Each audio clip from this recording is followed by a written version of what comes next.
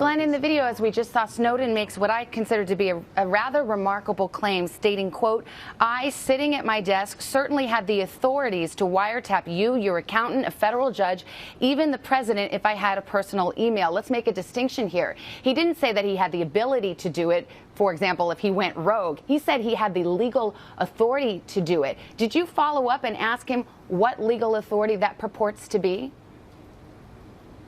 That isn't what he said. He didn't say he had the legal authority. That's a word that you included in the statement that he didn't actually include. What he meant clearly was that given...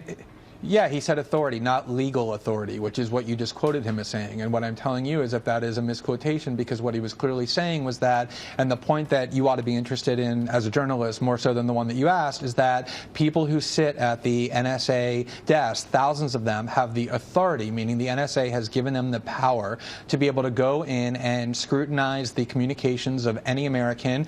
It may not be legal, but they have the power to do it. If this is really legal, why doesn't the government allow federal courts to rule on whether or not our constitutional rights are being violated as citizens? It's because they do everything in secret, which is why we need whistleblowers to come forth like Mr. Snowden, so that we can have some transparency on political officials. Fair enough. The government comes in, makes the argument that this is protected by the state secrets privilege. Then a federal judge rules on that. And in this case, a federal judge has said that the state secrets privilege was asserted properly. That is within the law, is it not?